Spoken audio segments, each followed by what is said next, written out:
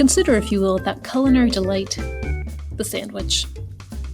The sandwich has a simple structure: a top piece of bread, a bottom piece of bread, and some filling in between, and yet this is a structure that lends itself to infinite variations, from differences in bread, differences in the type of filling, whether appetizing or unappetizing, differences in the amount of filling from just enough to oh so much. Now, I want to use the sandwich here as a metaphor, and no, I'm not talking about the quote sandwich. We've been through that metaphor. Let's use the sandwich as a metaphor for a particular type of paper structure, the kind that has an introduction, a body, usually of 2 or 3 or 4 paragraphs, and a conclusion. Now, this structure, just like the sandwich, is pretty simple, but it's great for delivering a nice, clear point, and it's very adaptable. You can adapt it to lots of different writing situations. Now, because the structure is so useful, we tend to emphasize it in school, and because it gets emphasized so much, it has the potential to become a little repetitious, a little cookie cutter, a little like one of those mixed sandwiches from certain restaurants that will not be named. Consistent and consistently unappetizing. I mean, take a look at the lettuce on that thing. However, I'll point out that even when this essay structure is employed in a formulaic way, it still has the potential, again, to deliver a nice, clear point. And that's what I like about it. I will mention, though, here that just as the sandwich is not the only way to eat a meal, there are plenty of other writing structures that work well for different purposes. And this intro-body conclusion structure is not one that you'd want to use when writing a crime scene report, or a love poem, or a love letter, or perhaps a news article, or a story. For those, other structures will probably serve you much better. One of the professors in the film department where I went to school said, "It's like this. You say what you're going to say, you say it, and then you say what you just said," which sort of describes the structure. I think, however, there's a better way of putting it. The introduction is where you let your reader know what you're going to be talking about and what your point is. The body is where you prove your point, and the conclusion is where you say why your point matters.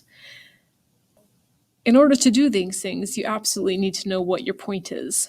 And the point you're making is your thesis. If we take that thesis and we put it into 1 or 2 clear sentences, that's a thesis statement. And typically we'd expect to see a thesis statement towards the end of your introduction, maybe the last sentence of the introduction. Although again, there's a little flexibility. And to clarify one more time, your thesis is the main claim of your essay. It's the point your essay is making. Now, I've asked you to do a rhetorical analysis, so I want to talk about what could work as a thesis statement for a rhetorical analysis. Now, when I ask students what a thesis statement is, sometimes what they'll say is, it's what the essay is about. To which I reply, Take a look at this example. This paper will discuss rhetorical strategies used by Eleanor Roosevelt in her address to the nation on December 7th, 1941. Well, this sentence does tell what my paper is about, but is it a thesis statement? No. Simply letting your reader know the topic is not a thesis statement. You have to let them know the point you're going to make about that topic, the claim you're going to make about that topic. How about this? Eleanor Roosevelt addressed the nation over the radio on December 7th, 1941, the day Japanese forces attacked the American naval base at Pearl Harbor. Well, we've got a fact here. Our reader would know our topic, but they still wouldn't know the point that we're going to make about this address. Not a thesis. How about this? Is Eleanor Roosevelt's address to the nation on December 7th, 1941, an example of effective rhetoric? Not a thesis. A thesis statement won't be a question. A statement is not a question. However, if you have a good question, answering that question can give you your thesis statement. Take a look at this answer. Eleanor Roosevelt's address to the nation on December 7th, 1941 is an example of effective rhetoric. Whew, okay, finally, we're in thesis land. Why? I'm making a point about the speech. Now, this is a point that you could agree with. You could say, yes, you're right. That is a very effective piece of rhetoric. She moves me. She gives me hope. She gives me courage. But you could potentially disagree with and say, her dress had no teeth and she sounded like a little old grandma talking to the nation. Not that there's anything wrong with that, because there isn't. The fact that we can disagree or agree with this statement means we're on the right track. A good thesis statement is usually arguable, meaning you could argue for it, someone else could argue against it. So you might say, well, a thesis statement is just an opinion, right? And I'd say, well, yeah, a thesis statement is an opinion. Although bear in mind that certain opinions work as thesis statements while others don't. Let's say you have an opinion like this. I think strawberry ice cream is delicious. Would that work as a thesis statement? Well, it's your preference there. What is there to prove? You're going to prove that you like strawberry ice cream? Something like that would not work as a thesis statement. Although, I'm sure there are many great essays to be had about strawberry ice cream, probably not argumentative ones. So the question I'm asking you to answer is this one. Is the text an example of effective rhetoric? Your answer to this could be yes, it could be no, it could be sort of. It could be parts are effective and parts are ineffective. Now, we could refine our answer just a little by asking why or why not, and come with some reasons. So here's where you might go ahead and pull out a piece of paper and a pencil and do these exercises along with me, just do them for whatever text it was that you read. So here's a list of questions to think about. What is the writing's purpose? How well does the writing achieve this purpose? How does the writer or speaker present him or herself? How does the writer or speaker try to appeal to his or her audience? You could think about logos, appeals to logic, pathos, appeals to emotion, and ethos, appeals based on the character of the speaker. How does the writing fit into a particular political or social context, or respond to a particular moment in history? How does context affect the speech? What elements of form or content make the speech successful? Inclusion of stories, historical examples. What word choices does the writer make? How well does the speaker deliver their remarks? Are there any uses of language that are particularly outstanding, whether good or whether bad? Now, I'm going to apply these questions to the speech A More Perfect Union, which was delivered by then Senator Barack Obama on March 18, 2008 in Philadelphia, Pennsylvania. At that point, it was the primaries. Obama was trying to win the Democratic nomination for president, and some news outlets ran some stories where they had some video footage of the pastor of his church saying some pretty inflammatory things, some negative things about America. For example, one of the things that Reverend Wright said was that America's chickens have come home to roost, which was basically implying that America got what it deserved in 9/11. So not particularly pleasant stuff, and stuff that had people questioning why the Obamas would attend this church. So in a speech, Obama addresses this issue, and he talks about the good that he saw in Reverend Wright, and he says that he disagrees with his statements and how he feels that they showed a lack of faith and hope in the country and our ability to change. And then he uses this discussion to talk about larger race relations in the U.S. Now, I think this is a great speech, so my thesis at core is going to be something like this. Obama's speech, A More Perfect Union, is an example of effective rhetoric. Now, I can go through that list of questions and think, why do I think it's so good, and see if I can't come up with a slightly more specific thesis statement here. So the writing's purpose is to deal with the controversy over Reverend Wright, and I think he deals with that well by acknowledging both the good and the bad in his pastor, and again, by using that as a metaphor for some of the larger, or as a way to understand some of the larger race relations. But of course, his other purpose is to present himself as someone who could be the president. So he talks a little bit about his background and how he's someone who has an understanding of different groups of people, someone who can be the president for everybody.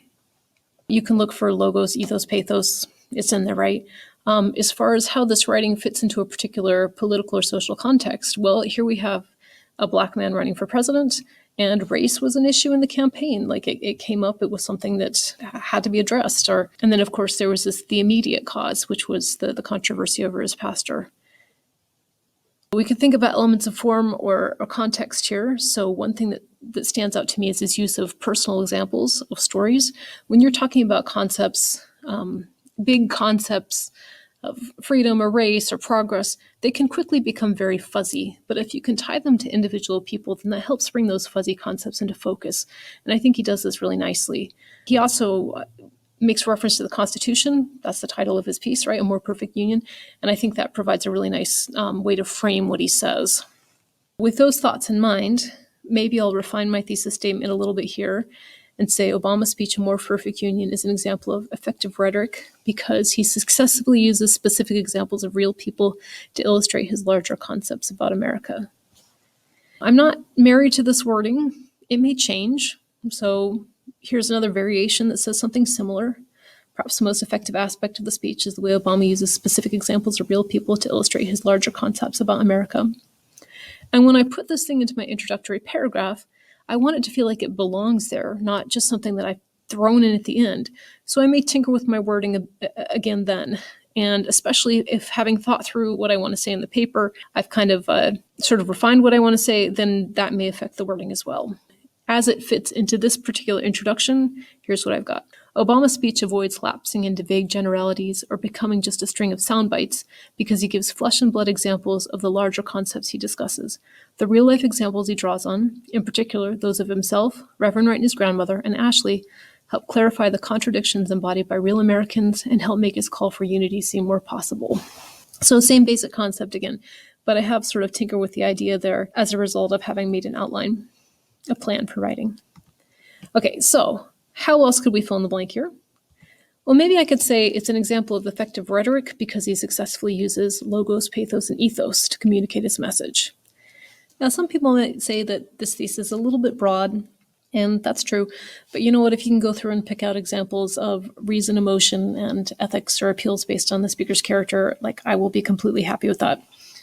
You might notice here that we've got three things: logos, pathos, and ethos. And these three things here can serve as a sort of roadmap for our essay, telling us where we're going to go in this essay. First, we'll talk about one, then the next, then the other. And if you've ever been asked to write a three-point thesis, then this is what you were doing. Again, previewing the main points of your paper. So for this, again, my first body paragraph would talk about appeals to reason. My second would talk about appeals to emotion. My third would talk about appeals based on the speaker's character. Now, I want to point out, though, that you can have three reasons or 3 points and not actually have a thesis. So take a look at this. Cats don't need constant attention. They're born potty trained, and they can boost your YouTube channel. 3 reasons, right? But 3 reasons for what? I've got 3 points, but I don't actually have a thesis. I don't have a point that I'm proving here. So for this to work, I can't just have the 3 points. I've got to have that core, the thesis. And whether or not I say those points in my thesis statement or not, as long as I've got that core there, that main point I'm claiming, then I'm good to go. Here are a couple other possible thesis statements I could do for a more perfect union. I could say Obama successfully presents himself as a leader for all Americans by demonstrating his personal connection to diverse groups in America, his understanding of the problems faced by these different groups, and his desire to create progress by uniting these groups.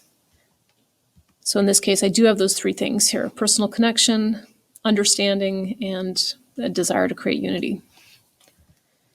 I might say Obama's speech is so successful because of its inclusivity. Its language and ideas encompass a diverse range of people and unite them as Americans. So what I like best about the speech is instead of trying to divide people, it's taking people who in some ways are divided and trying to bring them together. Perhaps the most striking aspect of the speech is the way Obama uses his own identity and his personal experiences as a metaphor for his larger points about the promise and problems of America. So in this case, he says, here's my experience, here's me, here's who I am, and here's how this relates to us. It's taking the personal and then making it general. Okay, one thing I like, well, here's my thesis statement. Obama gives balanced treatment to both white Americans, Black Americans, acknowledging the legitimate grievances of both groups, but also addressing the responsibilities both groups have in resolving their own and the nation's problems. So he says, I get you. You've got legitimate reasons to be upset. Let's move forward. And he does that for multiple groups, not just saying, let's blame this other group. I could say Obama successfully addresses the controversy over Reverend Jeremiah Wright by using it as a vehicle to address larger problems in American culture. So he has the specific thing he's dealing with, but he uses the small thing to deal with the big thing. Or I could say Obama's use of allusions allows him to frame the specific events that prompted the speech, i.e. the Reverend Wright controversy, as part of a larger historical and national issue and give his words greater significance. So I could look through and look at some of those specific references that he's got to other documents. You may not like the text you read, you may not even like the speech, or it may be that there are parts of it you like and parts of it you dislike. So you can certainly say that in your thesis. I might say, although blah, blah, blah, blah, blah, the speech is ultimately unsuccessful because blah, blah, blah, blah, blah. So there's a little bit of good here, but the whole thing falls flat. Or you could flip that and say, despite whatever's bad about it, the speech is ultimately successful because of whatever's good about it. Summing up, a thesis statement does not just state your paper's topic, does not just state a fact, does not ask a question. Instead, it will answer a question. It will present a claim your paper will approve. It may be something someone could disagree with, or it may just be you have a really interesting insight to offer about your topic, something non-obvious that you think other people would benefit from hearing, and it may preview the points you'll cover. When you've decided on a thesis statement, that point you want to make, then you should recognize again that this whole paper is a vehicle for delivering that point. The introduction presents the point, the body proves the point, the conclusion says why that point matters. Your thesis should run through everything.